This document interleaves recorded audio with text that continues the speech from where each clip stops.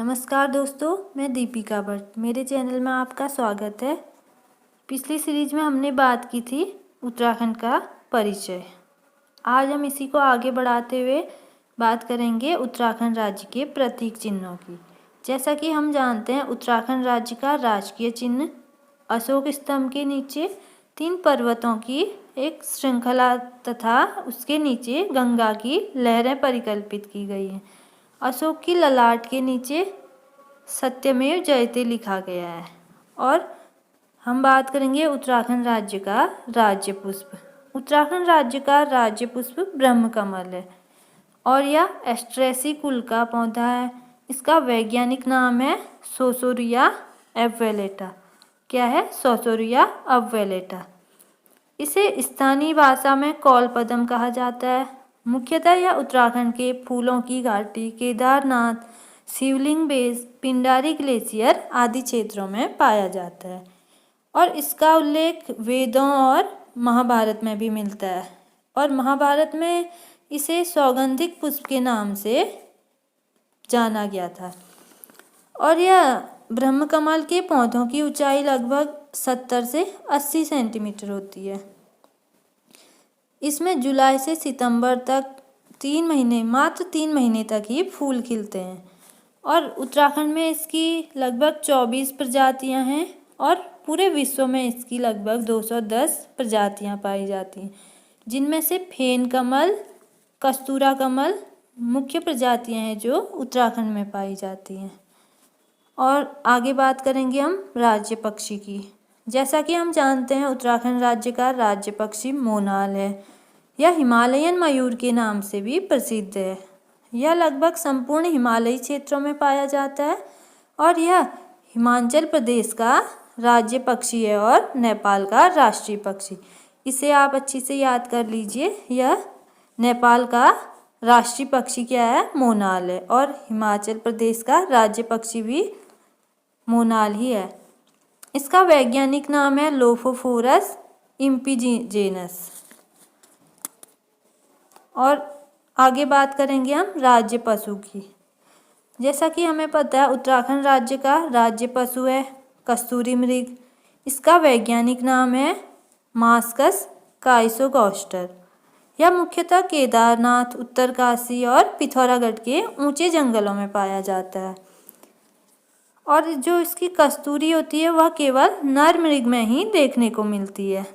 सिर्फ नर मृग में ही पाई जाती है, जिसमें कि अद्वितीय सुगंध होती है। और इसका उपयोग सुगंधित सामग्रियों के अलावा दमा, निमोनिया, टाइफाइड, हृदय रोग, मिर्गी आदि दवाइयों के निर्माण हेतु किया जाता है।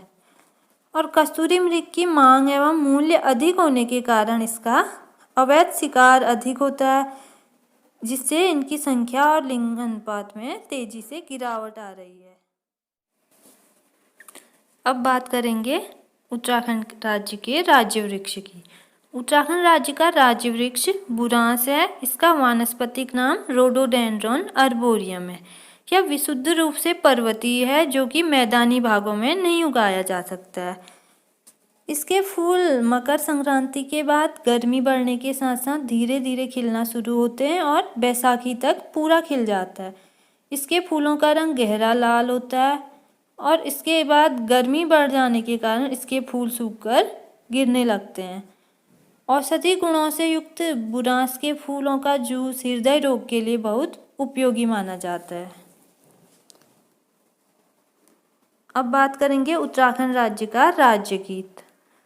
उत्तराखंड राज्य का राज्य गीत है उत्तराखंड देवभूमि मातृभूमि सत सत वंदन अभिनंदन।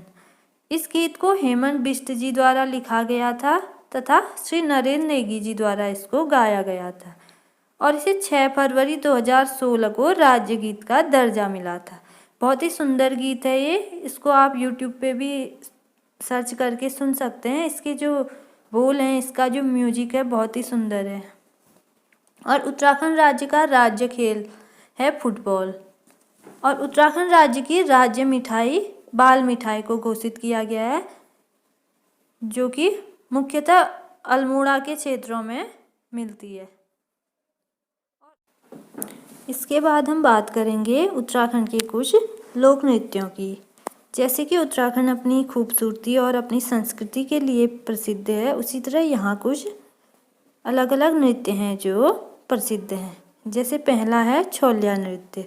यह उत्तराखंड के लगभग सभी भागों में किया जाता है, लेकिन अधिकतर यह कुमाऊं भाग में ज़्यादा प्रसिद्ध है।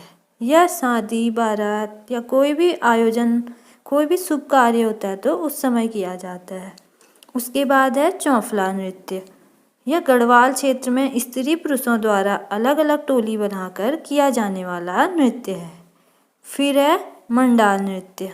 यह टिहरी, उत्तरकाशी जनपदों में देवी देवता पूजन, शादी ब्याह के मौक़ों पर किया जाता है और इसको केदार नृत्य के नाम से जाना जाता है। उसके बाद है हारुल नृत्य। यह जौनसारी जनजातियों द्वारा किया जाने वाला नृत्य है। इसकी विषय वस्तु पांडवों के जीवन पर आधारित होती है। तो यहाँ से एक प्रश्न बनता है कि पांडवों के जीवन पर आधारित नृत्य कौन सा होता है, तो वो हारुल नृत्य है। उसके बाद है झुमेलो नृत्य। तात्कालिक प्रसंगों पर आधारित गढ़वाल क्षेत्र का यह गायन नृत्य झूम झूम कर नवविवाहित कन्याओं द्वारा किया जाता है। इसको नवविवाहित लड़कियां जो होती हैं उनके द्वारा गाकर किया जाता है। उसके बाद है सरो नृत्य। सरो नृत्य गढ़वाल क्षेत्र का ढोल के साथ किया जाने वाला नृत्य है। यह युद्ध गीत नृत्य है। इसके प्रथम चरण में ढोल ढोली जोड़े में करतब दिखाते हैं और दूसरे चरण में ढोल की ताल पर नर्तक तलवार ढाल का स्वांग कर करतब दिखाते हैं। उसके बाद है चांचरी नृत्य। गढ़वाल क्षेत्र में माघ माह की रात में स्त्री पुरुषों द्वारा किया जाने वाला यह एक श्रृंगारिक नृत्य है। कुमाऊं क्षेत्र में इसको जोड़ा कहा जाता है। रणभूत नृत्य। गढ़वाल क्षेत्र में वीर गति प्राप्त करने वालों को देवता के समान आदर किया जाता है। उनकी आत्मा की शांति के लिए उनके परिवार वालों द्वारा रणभूत नृत्य को किया जाता है। इस नृत्य को देवता घिराना भी कहते हैं।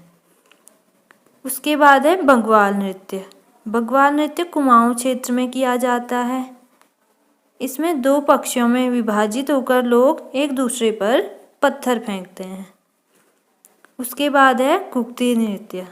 यह बच्चों द्वारा मनोरंजन हेतु किया जाता है। छोटे छोटे बच्चों, बालिकाओं, बालकों द्वारा मनोरंजन के लिए इसको किया जाता है। उसके बाद है सिपैया नृत्य। गढ़वाल क्षेत्र का यह एक प्रसिद्ध नृत्य है। यह नृत्य देश प्रेम की भावना से ओतप्रोत होता है।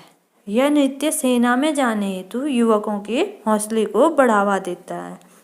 तो इस तरह यहाँ से एक प्रश्न बनता है, प्रेम की भावना से देश प्रेम की भावना से ओतप्रोत नृत्य कौन सा होता है, तो वो है सिपैया नृत्य। थैंक यू दोस्तों। अगर आपको मेरा वीडियो अच्छा लगा तो आप लाइक और शेयर कर दीजिए और मेरे चैनल को सब्सक्राइब कर दीजिए।